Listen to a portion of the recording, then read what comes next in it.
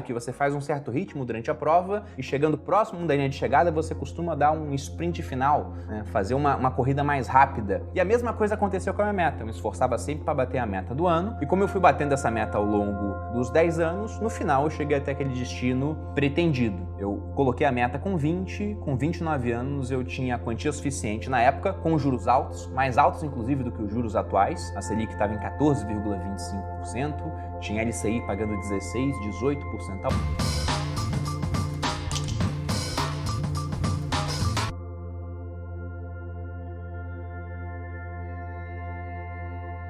E nesse vídeo eu quero falar um pouco sobre esse livro que proporcionou grandes mudanças na minha vida. E eu digo isso porque dentro dos meus estudos sobre educação financeira, esse foi um dos primeiros livros que eu li, junto ali com o livro do Robert Kiyosaki, Pai Rico, Pai Pobre, sobre o qual eu já gravei aqui no canal, e também com Casais Inteligentes Enriquecem Juntos, do Gustavo Cerbasi. Então eu não lembro qual que eu li primeiro, mas esses 3 livros foram os 3 primeiros na minha caminhada. E é bem verdade que nenhum desses livros entra na parte financeira em si, mostrando números, como você analisa uma empresa, como funcionam os investimentos, mas eles são responsáveis por uma parte muito importante da caminhada, que é a questão da mentalidade, a maneira como você pensa. E a proposta deste livro é inclusive essa. Ele diz que as pessoas têm muito problema quanto a crenças financeiras ruins.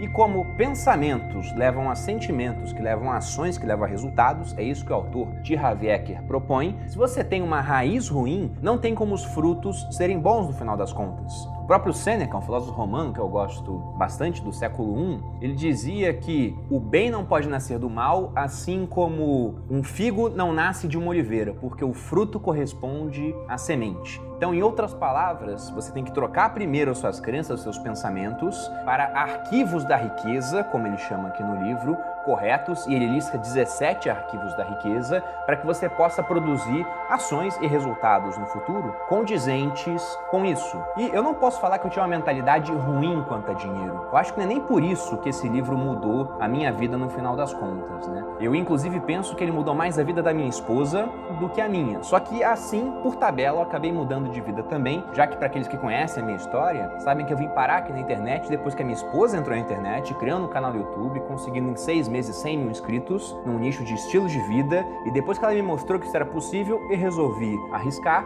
e cá estou eu, né? Inclusive, só que o ponto interessante é que minha esposa não leu o livro, esse não é o tipo de leitura que ela gosta, ela inclusive tem um problema com leitura, ela é disléxica, mas esse livro ele é inspirado em um treinamento, então era um treinamento presencial que acabou dando origem ao livro. E eu fui nesse treinamento com a minha esposa nos idos de 2016. A gente morava no Rio de Janeiro, tivemos esse treinamento em São Paulo. Era um treinamento de 2 dias e antes desse treinamento a minha esposa tinha muito problema com vendas, com autopromoção, né? Ela era filha de funcionário público, era casada com um funcionário público, eu era militar nessa época, o irmão dela também era, o meu pai era. Então, em meio a uma família onde não havia ninguém que era empreendedor, naturalmente a cabeça dela se direcionava para essa crença de que, olha, para ganhar dinheiro de maneira segura, você tem que trabalhar para o Estado. E quando a gente foi nessa palestra, ela já estava começando na internet, já tinha um público, mas não queria vender nada para esse público, esse treinamento desbloqueou algumas coisas na cabeça dela. E depois disso, até porque a gente viu o sucesso daquele treinamento presencial, a primeira coisa que a gente fez foi montar uma palestra voltada para o nicho de nutrição, contratamos nutricionistas na época para dar essa palestra, fizemos a venda dos ingressos online e assim nasceu nossa primeira iniciativa empreendedora dentro da internet, que mais tarde deu origem a tudo que a gente tem. E não seria exagero meu atribuir essa virada de chave na cabeça da Malu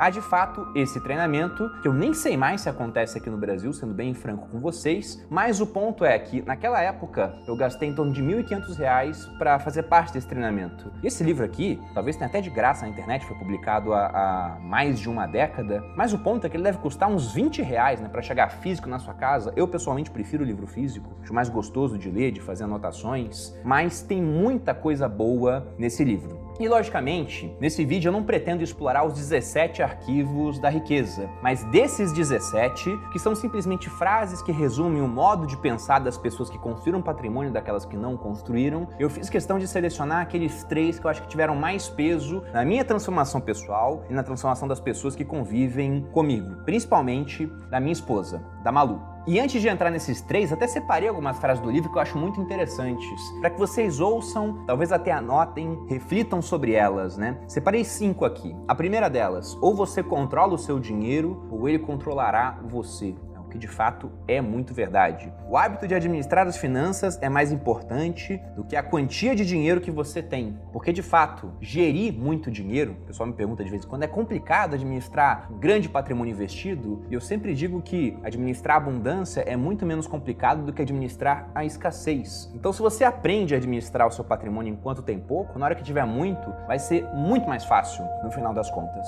Essa, pelo menos, é a minha opinião. A sua motivação para enriquecer é crucial. Se ela possui uma raiz negativa, como o medo, a raiva ou a necessidade de provar algo a si mesmo, o dinheiro nunca lhe trará felicidade. Eu gosto sempre de repetir que o dinheiro só faz uma pessoa que é feliz, às vezes mais feliz, mas não muda o estado de espírito de uma pessoa no final das contas. E é lógico que o dinheiro é importante, né? Mas ele é só um amplificador para o que você quer fazer na sua vida. A quarta frase que eu separei é: o segredo do sucesso não é tentar evitar os problemas nem se livrar deles, mas crescer pessoalmente para se tornar maior do que qualquer adversidade. Até porque muitas oportunidades de negócio surgem de problemas no meio do caminho. Se você resolver, tiver escala naquilo, você pode construir um negócio e ficar rico.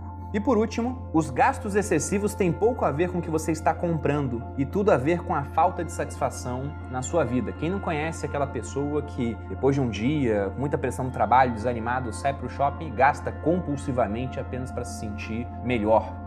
Eu mesmo já convivi com pessoas assim. Mas isso aqui é um pouco das várias frases de efeito que nós temos no livro. Muitas delas, o T. Harv Eker manda você repetir em voz alta, igual a frase "eu tenho uma mente milionária", que vocês viram aqui no vídeo, a equipe repetindo. Bom, agora entrando nos 3 arquivos que eu separei para vocês dentro dos 17 arquivos de riqueza. Mas esses são aqueles que eu separei com os mais importantes, mas isso varia de acordo com cada pessoa. Há várias ideias boas dentro desses 17 arquivos. Mas a primeira delas é o arquivo número 3, onde o autor diz que as pessoas ricas assumem o compromisso de serem ricas. As pessoas de mentalidade pobre gostariam de ser ricas. E por que eu digo que esse arquivo aqui teve um grande peso na minha vida? Quando eu comecei a ler esses livros de educação financeira, que acabou sendo um caminho sem volta, virou a chave na minha cabeça, com 20 anos de idade, em uma dinâmica de grupo, eu estava na academia militar no 2º ano, quando um major, que era um psicólogo, perguntava para cada cadete: o que você quer fazer, né, daqui a um tempo, quando formar? O pessoal falava: eu quero ser paraquedista, eu quero ser guerra na selva, eu quero ser comandos. E eu queria boa parte dessas coisas também, né? Eu fui paraquedista no exército, mas na hora que ele chegou para me perguntar isso, o que veio na minha cabeça foi: eu quero ter 1 milhão até os 30 anos. Essa era a minha meta, e eu externalizei aquela meta pela primeira vez. Então veja que na hora que eu assumi o compromisso público de buscar aquela meta nos próximos 10 anos, eu não só gostaria de ser rico, eu estava me comprometendo. Depois eu reafirmei essa meta várias vezes. Para todo mundo que falava comigo sobre finanças, eu sempre reforçava isso, que até os 30 eu queria ter condições de poder até largar minha profissão para viver do meu patrimônio, porque essa meta de 1 milhão, depois que eu fui estudando mais e descobri o conceito de inflação, eu vi que não era muito seguro eu simplesmente colocar um número, talvez comprasse muito menos coisas dependendo do quanto a gente teria de inflação acumulada. Então a meta de 1 milhão acabou virando uma meta de ter um patrimônio grande o suficiente a ponto dos rendimentos daquele patrimônio investido poderem pagar o meu custo de vida. E assumir esse compromisso fez toda a diferença. Porque se você leva a sério esse tipo de meta, era uma meta de longo prazo, que eu quebrei em metas menores, você se compromete a atingir certos gatilhos a cada trimestre, a cada ano, e é mais ou menos como uma corrida, né? Quem já correu aquelas provas de rua de 5, 10 quilômetros, às vezes até maiores do que isso, sabe que você faz um certo ritmo durante a prova e chegando próximo da linha de chegada, você costuma dar um sprint final, né? Fazer uma corrida mais rápida. E a mesma coisa aconteceu com a minha meta. Eu me esforçava sempre para bater a meta do ano, e como eu fui batendo essa meta ao longo dos 10 anos, no final eu cheguei até aquele destino pretendido. Eu coloquei a meta com 20, com 29 anos eu tinha a quantia suficiente na época, com juros altos, mais altos inclusive do que os juros atuais. A Selic estava em 14,25%, tinha LCI pagando 16%, 18% ao ano. Com mais ou menos uns 880 mil, eu já tinha rendimentos suficientes para pagar o meu custo de vida. E aí pude vir para trabalhar na internet e focar de vez no meu negócio. Mas tudo isso porque eu assumi um compromisso lá atrás. Então, por conta disso, nada mais justo do que elencar o arquivo número 3 como o primeiro desses 3 mais importantes. O próximo arquivo de riqueza, que eu achei que me impactou muito, foi o arquivo de número 8. As pessoas ricas gostam de se promover. As pessoas de mentalidade pobre não apreciam vendas nem autopromoção. Então, se você for reparar em vários vídeos aqui do canal, desde o mês de outubro do ano passado, lado, eu tô com essa camisa que tem um símbolo aqui, né? Uma roda. Isso aqui é uma camisa da marca da minha esposa, da MAP. Então, de cada 10 dias, em 9, eu tô com uma camisa branca ou preta com esse símbolo, sempre promovendo a marca. Se for olhar minha esposa, que tinha dificuldade com venda antes de comparecer ao evento aqui dos Segredos da Mente Milionária, ela também não fazia autopromoção, também não vendia nada. Hoje, quem assiste um episódio do podcast Os Sócios, sabe que ela é a pessoa mais vendedora do podcast, sempre fazendo uma menção à marca de roupa, à MAP, à Vibrio, que é o sex shop no qual ela é sócia, ou ao programa dela, ao Materializa.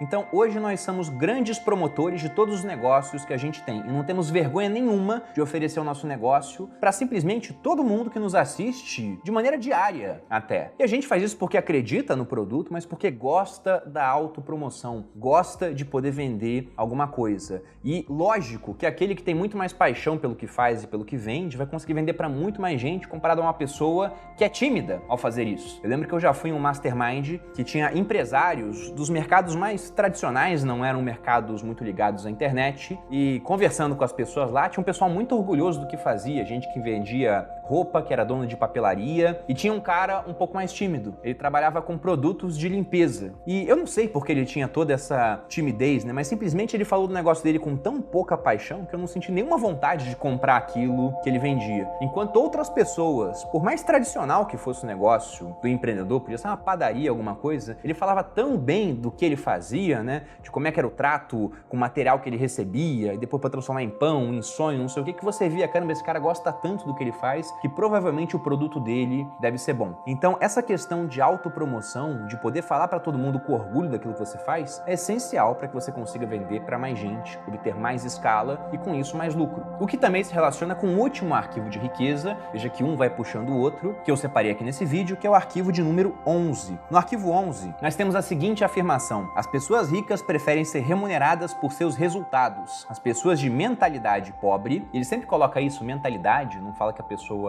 é pobre, né? Porque pode ser só um estado temporário. Agora, se a mentalidade for pobre, talvez fique de fato permanente. Mas ele continua: as pessoas de mentalidade pobre preferem ser remuneradas pelo tempo que despendem. E eu, durante muito tempo, fui funcionário público. Então era remunerado de maneira fixa. E era até interessante, não era pelo tempo que eu despendia, porque eu podia estar trabalhando o mês todo, no nascer do sol até o outro dia, às vezes até virado, como era uma semana de acampamento, e eu não ganhava nada mais por isso. E também podia não estar trabalhando e ia ganhar exatamente a mesma coisa. Eu podia ser o melhor ou podia ser o pior da minha turma, eu ia ganhar exatamente a mesma coisa. Então eu tinha uma remuneração fixa. E o problema de ter uma remuneração fixa é que você coloca um teto para os seus rendimentos. É lógico que isso te dá uma certa segurança, que afinal de contas você tem lá o seu salário caindo sempre, mas também não tem como ganhar mais com aquilo. E um dos segredos para que você consiga construir um patrimônio maior ao longo do tempo é conseguir ganhar mais dinheiro. Até porque, pense comigo, né? Se você for o melhor investidor de todos, quanto você vai ter de rentabilidade em cima do seu patrimônio investido por ano? Na média, assim, em um período mais longo. Se você conseguir ter uma performance parecida com a do Warren Buffett, uns 20%. Se pegar a performance do Peter Lynch entre os anos de 77 e 90, 29,2%. Uma baita de uma performance. Se pegar o James Harry Simons da Renaissance, você vai ter mais ou menos 40%, então uma performance monstruosa. Agora, 40% de rendimento sobre R$1.000, que é o patrimônio que você pode investir, são R$400. É pouca coisa. Lógico que seu patrimônio vai crescer com o passar do tempo. E em cima de 10 mil, são R$4.000. Ótimo. Mas entenda o seguinte, aquele cara que só vai acompanhar o mercado, vai investir só em ETF, vai comprar ETF de Bovespa, ETF que acompanha o S&P 500, compra lá um ETF de ouro, compra ETF de renda fixa, o cara faz uma carteira mega fácil de ser gerenciada e tem um desempenho parecido com o do mercado. Coloquemos aí que vai ser de 15% ao ano. Só que ao invés de ganhar um dinheiro suficiente para investir apenas 10 mil por ano, esse cara ele consegue 100 mil destinado só para investimento naquele ano. Então, embora ele seja um investidor medíocre, né, porque ele vai estar na média em comparação com esse investidor muito bom, que está lá no topo naquela lista dos melhores investidores em termos de rentabilidade ao longo da história, mesmo assim ele vai ter um resultado em termos absolutos muito maior, porque ele é capaz de ganhar mais dinheiro. Então ganhar mais é muito importante. E para ganhar mais, é interessante que você tenha escala dentro daquilo que você faz. Porque se você fica trocando horas do seu trabalho por um valor fixo, o problema é que você tem horas contadas no seu dia. E esse é um problema de todos nós, né? A pessoa mais rica do mundo, você pega lá o Jeff Bezos, o Elon Musk, ou na visão de alguns o Vladimir Putin, poderia ser o homem mais rico do mundo. Esses caras têm as mesmas 24 horas daquela pessoa que não tem nada. A diferença é que enquanto alguns ganham algo fixo por hora, eles conseguem ganhar milhões por hora, né? Pensando nos empresários, porque afinal de contas, construíram empresas que conseguem vender em larga escala. E isso foi vital para construir o que eu tenho hoje. Eu gosto sempre de lembrar que durante muito tempo eu fui a pessoa que falava que redes sociais eram perda de tempo. Eu falei isso para minha esposa diversas vezes. Até o dia que ela me mostrou em uma rede social que praticamente não é usada mais aqui no Brasil, embora tenha bastante expressão nos Estados Unidos, que era o Snapchat. Ela me mostrou que haviam 500 pessoas acompanhando a rotina dela naquela rede social. E 500 pessoas é pouca gente, né, para os números da internet hoje. Vários de vocês aqui talvez tenham 500 views quando fazem um story, mas o ponto é que quando eu olhei aquele número 500 ali, eu pensei até no quartel que eu trabalhava, que tinha 120 pessoas na época. Então eu imaginei 4 vezes o número de pessoas que serviam comigo paradas assistindo aquilo que eu estava falando. E eu também fiz a conta. Se eu tiver alguma coisa de R$2.000 para vender para 500 pessoas, a gente consegue 1 milhão de faturamento. E nessa época, eu não tinha o meu primeiro milhão ainda. Então veja como ter escala, conseguir alcançar bastante gente, conseguir vender para muita gente. A internet hoje permite que você faça isso com um custo baixíssimo. É ótimo para quem pretende empreender. Na minha opinião, inclusive, a melhor relação de custo-benefício hoje, em termos de empreendedorismo, está dentro de um negócio online. Porque se você cria um negócio online e ele dá errado, você perde pouco, né? Porque afinal de contas não tem muito custo para você começar. Vai perder um pouquinho de dinheiro e o tempo que você investiu naquela iniciativa. Agora, se ele der certo, você pode mudar de vida, vendendo 500 produtos de R$2.000, ou vendendo 1.000 produtos de R$1.000, ou fazendo essa conta até bater o seu primeiro milhão. Eu mesmo demorei, se eu for pegar desde meu primeiro investimento com 17 até o primeiro milhão, cerca de 12 anos para chegar nesse montante. E depois que eu escolhi focar na internet, utilizei o poder de escala que ela dá, em 7 meses eu tinha o segundo milhão e até hoje esses números não param de aumentar, né? E espero que isso continue durante bastante tempo. E, inclusive, para quem quiser aprender a empreender pela internet, a construir uma boa oferta, o processo de lançamento, copy, a utilizar tráfego pago, eu lembro que no Grupo Primo a gente tem uma plataforma chamada Stage que busca ensinar todas essas competências para aquela pessoa que está entrando nesse mercado com conteúdo passado por dezenas de professores, todos eles com experiência real, né? Que já sentiram o cheiro de suor e o gosto de sangue, né? Porque estão na arena realmente ganhando dinheiro com essa atividade.